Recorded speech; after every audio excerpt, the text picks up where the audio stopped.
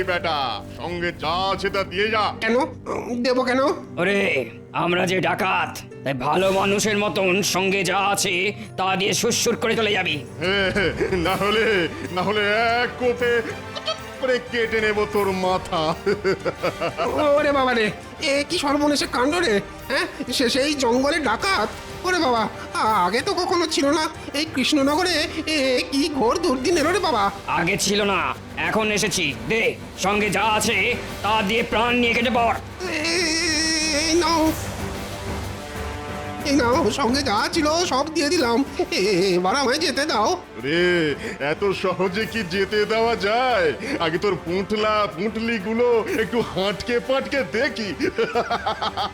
এই বেনারসি, দেখে নে।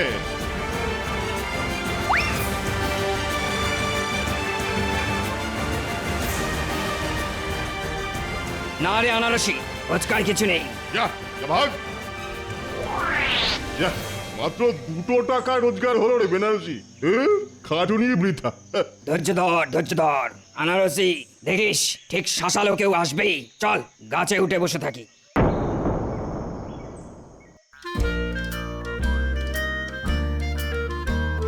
জয় মহারাজ কৃষ্ণচন্দ্রের জয়, জয় মহারাজ কৃষ্ণচন্দ্রের জয়। আজ একটা বিশেষ আলোচনা করার জন্য তোমাদের সকলকে ডেকেছি। কদিন বাদে নবাব বাহাদুর কৃষ্ণনগর পরিদর্শনে আসবেন। এ আর নতুন কথা কি মহারাজ, উনি তো মাঝে মধ্যেই আসেন, কয়েকদিন থাকেন, ভালো মন্দ খান, ছুতোয় নাতায় আমাদের খুঁত ধরার চেষ্টা করেন, আর অবশেষে মুর্শিদাবাদে ফিরে যান।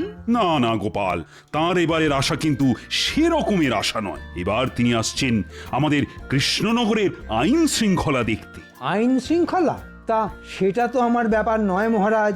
সেনাপতি এ ব্যাপারে ভালো বলতে পারবে। সেনাপতি, রাজ্যের আইন শৃঙ্খলা কেমন?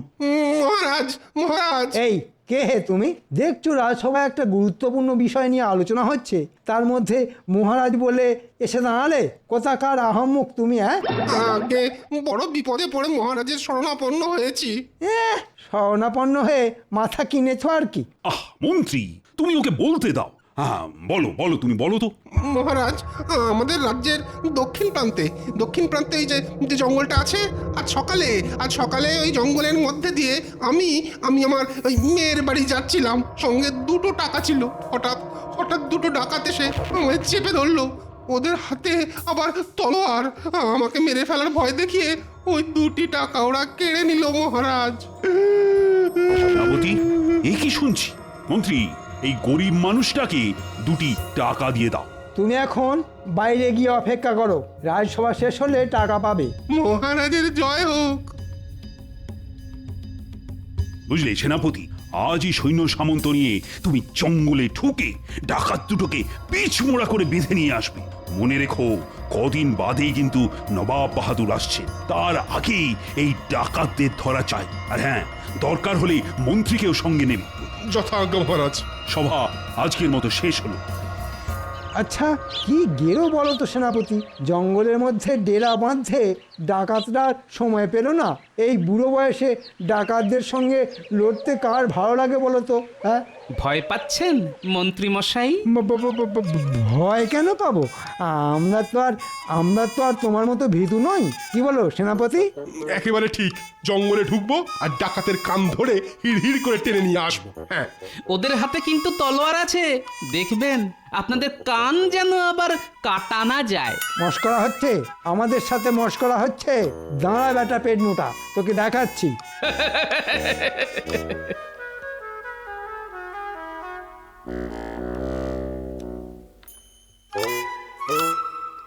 তাহলে মন্ত্রীমশাই, সঙ্গে করে অনেক সৈন্য নিয়ে নি। হ্যাঁ, কি বলেন? দূর, সঙ্গে করে অনেক সৈন্য নিয়ে কি হবে? হ্যাঁ শোনো, আমি আর তুমি যথেষ্ট। মানে? বুঝলে না? না। এই জন্যই না মহারাজ তোমাকে মাথা মোটা বলেন।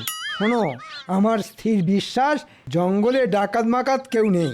তাই আমি তুমি হেলে দুলে তলোয়ার হাতে জঙ্গলে ঢুকবো, আর মহারাজকে এসে বলবো যে আমাদের দেখেই ডাকাতেরা ভয়ে পগার পার। তখন আমাদের কত নাম হবে বলো তো? কিন্তু কিন্তু মহারাজ তো ডাকাত ধরে আনতে বলেছেন। বলেছেন না? ঠিক আছে, ডাকাত পগার পার হয়ে গেছে বলবো না, তার বদলে হাতের কাছে অজানা অচেনা যাকে পাবো তাকেই ধরে এনে ডাকাত বলে চালিয়ে দেব। দারুণ হবে তাই না? সৈন্য ছাড়াই ডাকাত ধরে আনা। তবে তাই তো বলছি সেনাপতি, সব সময় আমার বুদ্ধি নিয়ে চলবে, তাহলে দেখবে আখেরে তোমার লাভই হবে। বলা যায় না, খুশি হয়ে মহারাজ আমাদের মোটা রকমের পুরস্কারও দিয়ে দিতে পারেন। তাহলে আর দেরি কেন? চলুন চলুন, কোমরে তলোয়ার বেঁধে বেরিয়ে পড়ি।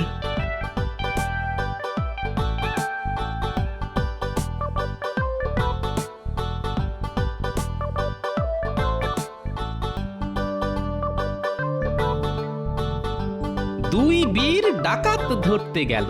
নিজেদের মধ্যে কি কথা বলছিল এত দূর থেকে সেটা ঠিক শুনতে পেলাম না, তবে মনে হচ্ছে নিজেদের নাম ফাটাতে সঙ্গে করে কোনো সৈন্যও নিল না।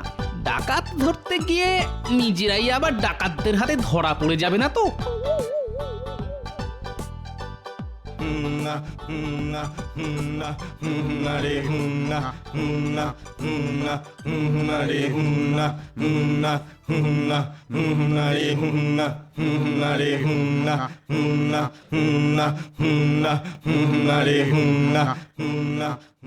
আনারসি, হুমনা হুমনা করতে করতে মনে হচ্ছে পালকি আসছে। পালকি মানে বেশ শাঁসালো শিকার। চল চল, গাছ থেকে নেমে ঝোপের আড়ালে লুকিয়ে বসে থাকি, তারপরে কাছে এলেই খোলা তলোয়ার হাতে কোপ মারতে হবে। চল চল চল। ঠিক বলেছিস।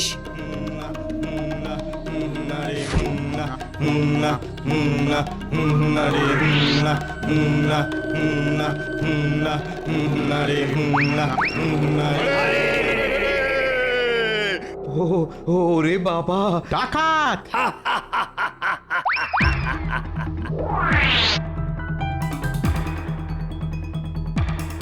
দেখ আনারসি, দেখ আমাদের ভয় বেটার ছেলে কেমন ঠক ঠক করে কাঁপছে, দেখ।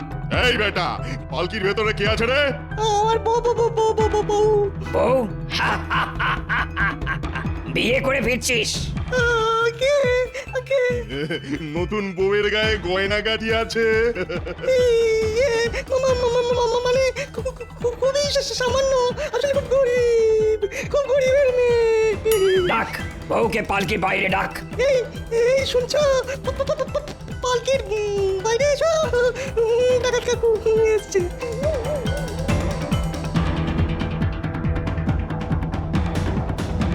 হ্যাঁ রে আনারসি, গায়ে তো গয়নাগাটি বলতে কিছুই নেই রে। তাই তো দেখছি, গলায় একটা সুতোর মতো লিকপিকে হার আর কানে দুটো মাখড়ি, দুটো হাতি তো খালি, না আছে বালা না আছে চুড়ি। কপাল খারাপ। যাকগে যাক, যা পাওয়া গেছে নিয়ে নে। এই মেয়ে, গলার হার আর মাকড়ি খুলে দে। কিরে, কথা কানে গেল না? শিগগিরই দিয়ে এখান থেকে পালা, না হলে কিন্তু তলোয়ারের এক কোপে। দিয়ে দাও বাবু, দিয়ে দাও, দিয়ে দাও।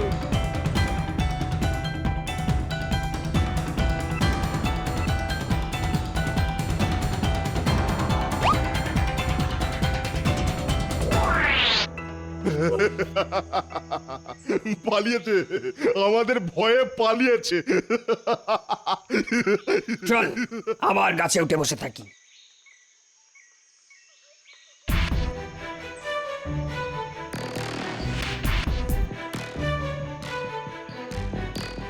শোনো সেনাপতি, বেশি ভেতরে যাবার দরকার নেই। ঠিক আছে ঠিক আছে। ডাকাত! ডাকাত! জঙ্গলে ডাকাত পড়েছে, ডাকাত! ও মন্ত্রী মশাই, এরা কারা? ও মন্ত্রী মশাই, ও সেনাপতি মশাই, আমাদের বাঁচান, আমাদের বাঁচান। কি হয়েছে কি? হ্যাঁ, সর্বনাশ হয়ে গেছে। ছেলে দিয়ে দিয়ে বউ নিয়ে আসছিলাম, জঙ্গলে ডাকাত পড়েছে। আমরা প্রাণ নিয়ে পালিয়ে এসেছি, কিন্তু আমাদের ছেলে বউ তো ডাকাতদের খপ্পরে পড়েছে। কপাল গুনে আপনারা সময় মতো এই জঙ্গলে এসে পড়েছেন। ও মন্ত্রী মশাই, ও সেনাপতি মশাই, শিগগির চলুন, শিগগির চলুন। আমাদের ছেলে বউকে বাঁচান। এ কি গ্যারাকলে পড়লাম রে বাবা। হ্যাঁ, তাহলে ওই লোকটা যা বলেছিল তা সত্যি? হ্যাঁ, ও সেনাপতি, এরা কি বলছে? হ্যাঁ হ্যাঁ, বাঁচাবো তো নিশ্চয়ই, তবে তার আগে আমাদের তো সৈন্য ডেকে আনতে হবে।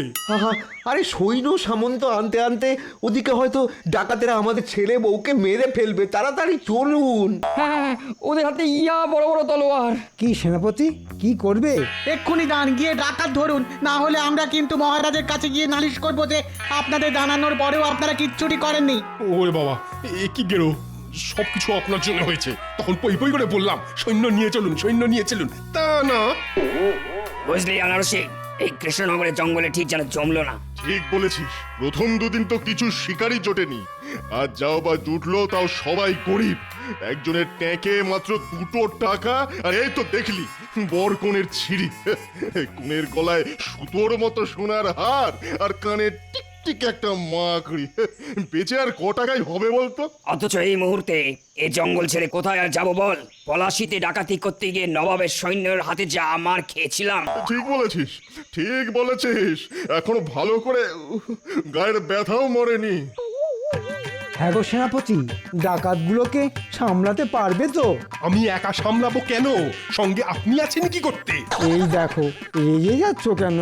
একটু বুঝে দেখো, আমি হলাম মন্ত্রী, তাই আমার কাজ হলো মাথার, তলোয়ারের নয়। তুমি হলে সেনাপতি, তাই মাথার কাজের বদলে তলোয়ারের কাজেই তো তুমি দক্ষ, তাই না? আমি পরিষ্কার বলে দিচ্ছি, এসব শুকনো কথায় চিড়ে ভিজবে না। ডাকাত দেখতে পেলে তাদের সঙ্গে আমার মতো সমান তালে আপনাকেও লড়তে হবে, না হলে আমি কিন্তু মহারাজকে বলে দেবো। হ্যাঁ, এই বেশি মহারাজ দেখিও না তো, মনে রাখবে আমি মন্ত্রী, পদমর্যাদায় আমি তোমার থেকে বড়। আরে রাখুন তো আপনার পদ। মুখ সামলে কথা বলবে সেনাপতি। আপনি সামলান আপনার মুখ। আপনি আপনি তুমি আপনাকে আমি তুমি এই জঙ্গলের মধ্যে কারা চেঁচামেচি করছে বলতো? চল গাছ থেকে নেমে দেখে আসি। মুখ সামলে কথা বলবে সেনাপতি। দিন দিন তোমার খুব সাহস বেড়ে গেছে, তাই না? মুখে মুখে তর্ক করো। বেশ করেছি। দেখে মনে হচ্ছে শাঁসালো শিকার। নে তোলা তলোয়ার হাতে ঝাঁপিয়ে বস। সামলে কথা বলবে সেনাপতি। আরে রে রে রে রে। ওরে বাবা, সামনে যে ডাকাত! ও সেনাপতি, আরে আনারসি, তুই শুটকোটাকে ধর। ওরে বাবা রে, ওরে বাবা রে। আমি মুটকোটার ব্যবস্থা করছি।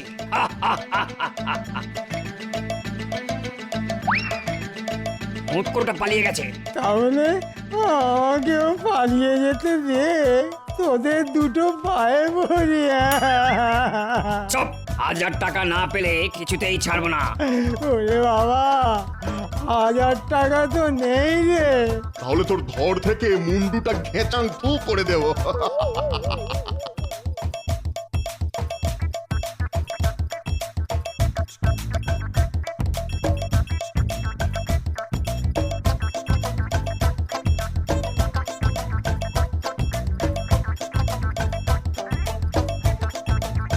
কি হয়েছে মহারাজ, হঠাৎ ডেকে পাঠালেন কেন?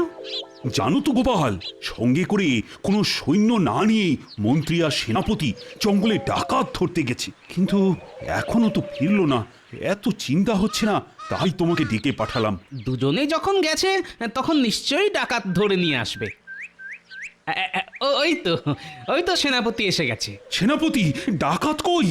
ডাকাত ধরতে পারেনি মহারাজ। উফ, কি বলবো, কি ভয়ানক ডাকাত, বন বন করে তলোয়ার প্রায়। আর আমি কোনো মতে প্রাণ নিয়ে পালিয়ে এসেছি মহারাজ। কোন রকমে প্রাণ নিয়ে পালিয়ে এসেছি? ছি ছি ছি ছি ছি। বলতে লজ্জা করলো না? বলি, সঙ্গে করে সৈন্য নিয়ে যেতে কে বারণ করেছিল? ওই যে মন্ত্রী মশাই। তা সে হতচ্ছাড়া কোথায়? জানি না তো মহারাজ। অকম্মার ঢেকি, যাও যাও, দূর হয়ে যাও আমার সামনে থেকে। হাই গোপাল, এখন কি হবে বলো তো? চিন্তা করবেন না, আমি না হয় ডাকাত ধরতে যাব। তুমি ডাকাত ধরে আনবে? বাঁচালে গোপাল। এই তাহলে এক কাজ করো, অনেক সৈন্য আর অস্ত্র নিয়ে যাও। সৈন্যও লাগবে না, অস্ত্রেরও প্রয়োজন নেই।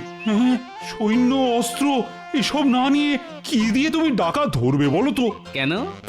মাথার ভেতর যে বস্তুটি আছে, মানে মগজাস্ত্র দিয়ে আপনি শুধু ঢাড়া পিটিয়ে ঘোষণা করে দিন, যে ডাকাত ধরতে পারবে তাকে আপনি 1000 সোনার মোহর পুরস্কার দেবেন, আর ঢেঁড়াওয়ালা যেন জঙ্গলের ভেতর গিয়েও ঢেঁড়া পিটিয়ে আসে। ও ঠিক আছে, আমি এক্ষুনি ঢেঁড়া দেবার ব্যবস্থা করছি। আরে সুটকোটাকে ভালো করে বেঁধে রেখেছিস তো? হ্যাঁ হ্যাঁ, ভালো করে বেঁধে রেখেছি। জানিস সুটকোটা বলছিল ও নাকি রাজা কৃষ্ণচন্দ্রের মন্ত্রী। হ্যাঁ রে, মহারাজ কৃষ্ণচন্দ্র যদি সৈন্য সামন্ত নিয়ে আমাদের ধরতে আসে কি হবে বলতো? না না, মন্ত্রী নয় বল, রোগা প্যাকেটির মতো চেহারা নাকি মন্ত্রী। তখন না হয় পগার পার হয়ে যাব, এখন তো চুপচাপ বসে থাক। শোনো শোনো শোনো, যে ডাকাত ধরে দিতে পারবে মহারাজ কৃষ্ণচন্দ্র তাকে 1000 সোনার মোহর পুরস্কার দেবে। কি রে আনারসি, কি বুঝলি? রাজা কৃষ্ণচন্দ্র আমাদের ধরতে আসছে ভাইরে, আমাদের এখান থেকে পালাতে হবে। তোর মন্ডু হবে, মনে হচ্ছে রাজা কৃষ্ণচন্দ্র খুব দুর্বল রাজা, আমাদের ধরার মরুত তার নেই, তাই ধরিয়ে দেওয়ার জন্য পুরস্কার ঘোষণা করেছে। তাই তো, এটা তো আমার মাথায় আসেনি। বেনারসি রে, তোর কি বুদ্ধি? তাই কোনো শিকারের আশায় চুপচাপ বসে থাক, আর তেমন কোনো সন্ডা গন্ডা কাউকে দেখলেই না হয় গা ঢাকা দেবো। ঠিক বলেছিস।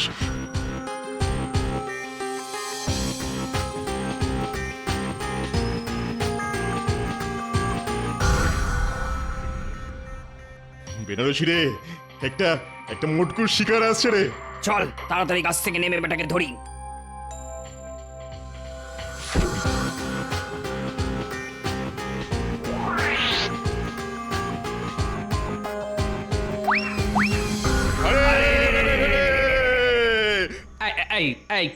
কে ভাই তোমরা? হঠাৎ হারে রে করে আমার পথ আগলে দাঁড়ালে কেন? ওরে কি বোকা রে, কি বোকা! আমাদের হাতে তলোয়ার আর মুখে হারে রে আওয়াজ শুনে বুঝতে পারছে না আমরা কারা। কি বোকা! ওরে আমরা ডাকাত রে, ডাকাত। দে, প্রাণ বাঁচাতে চাইলে সঙ্গে যা আছে দে। তা ভাই আমার সঙ্গে তো তেমন কিছু নেই, ট্যাকে মাত্র 5টা টাকা পড়ে আছে। দে, তাই দে।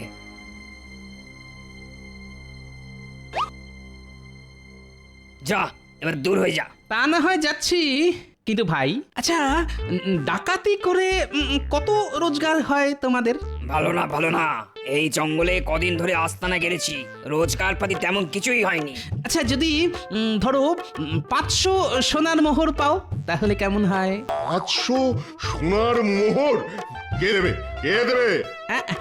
না, এই পথে আস্তে আস্তে রাজা কৃষ্ণচন্দ্রের ঘোষণা শুনে এলাম। হ্যাঁ, আমরাও শুনেছি। শোনো শোনো শোনো, আমার মাথায় একটা বুদ্ধি এসেছে। ধরো ধরো তোমাদের আমি ধরিয়ে দিয়ে 1000 সোনার মোহর পেলাম। কি বললি? আমাদের ধরিয়ে দিয়ে 1000 সোনার মোহর হাতাবি, আর আমরা তোকে ছেড়ে দেবো? ঘর থেকে তোর মন্ডুটা না গ্যাচাং ফু করে দেবো। চটছো কেন, চটছো কেন?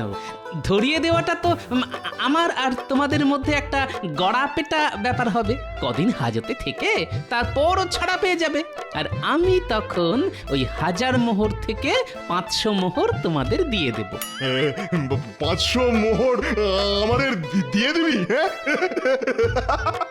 একবার ভেবে দেখো, 500 মোহর পেলে সারা জীবন পায়ের উপর পা তুলে খেতে পারবে। এই মটকু, কথার খেলাপ হবে না তো? খেলাপ হলে ওই তলোয়ার দিয়ে তখন না হয় আমাকে কেটে ফেলবে, ইয়ে মানে ওই ঘেচাং ফু। হ্যাঁ রে আনারসি, কি করবি? নে ভাই নে, রাজি হয়ে যা। দেখ, এতদিন ডাকাতি করেও আমরা একটাও সোনার মোহর রোজগার করতে পারিনি ভাই। হ্যাঁ রে মটকু, কতদিন আমাদের হাজতে থাকতে হবে? আমি যতদূর জানি তাতে কৃষ্ণচন্দ্রের রাজত্বে ডাকাতির শাস্তি হলো মাত্র 1 মাস হাজতবাস। তবে হ্যাঁ, হাজতে নাকি খুব ভালো ভালো খাবার দেওয়া হয় শুনেছি। ওই মাছ, মাংস, কোপ্তা, কাবাব, কালিয়া। কি ভালো ভালো খাবার! ঠিক আছে, আমরা তাহলে তোর হাতে ধরা দিলাম। তাহলে হাতের তলোয়ার ফেলে ভালো মানুষের মতো আমার সঙ্গে চলো দেখি।